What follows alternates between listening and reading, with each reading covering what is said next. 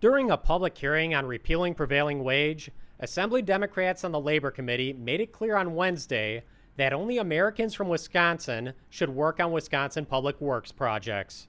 I don't think we've had a shortage of American tradespeople and construction workers. Workers who perhaps are not as well trained, coming from other states or from perhaps other countries, what that means to the construction trades in general and municipal projects as in particular.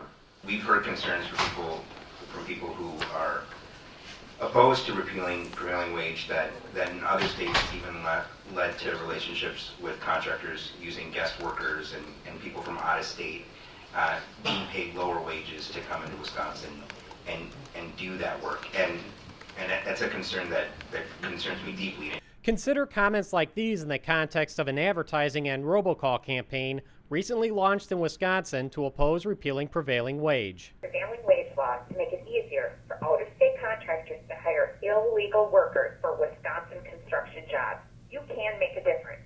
In a moment, you will be asked for your zip code and then be connected to your legislator. Once connected, tell them to vote no to the repeal of prevailing wage and no to the illegal worker loophole.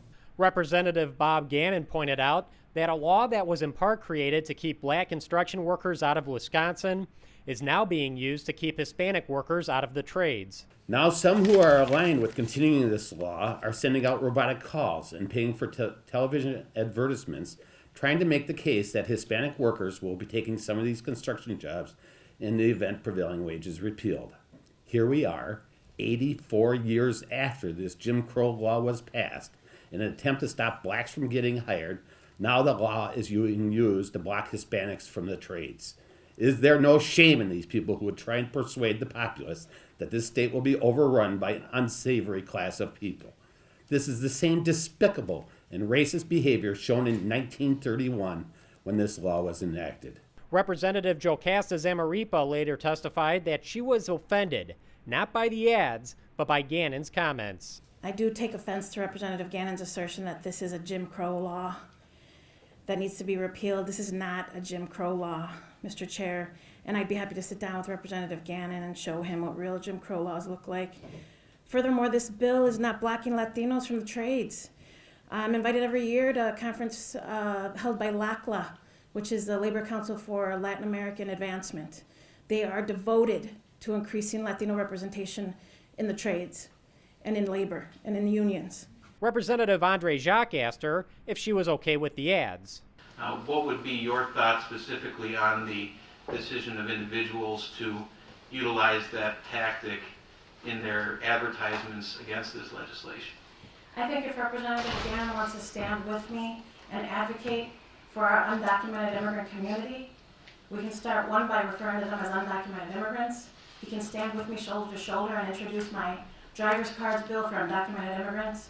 He can stand shoulder to shoulder with me and call you out for your English only bill that would prevent me from communicating with my constituents in any other language other than English. These are the things that Representative Gannon and we all can do if we're truly wanting to call people out for using terms like illegal aliens or trying to divide and conquer with a bill like this.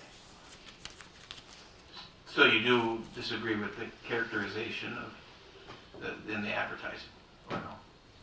I disagree with this bill, Mr. Chair. The committee approved repealing prevailing wage on a 5-4 vote. All Democrats voted against it, as did Republican Representative John Spiros. For the McIver Institute, I'm Bill Osmolsky.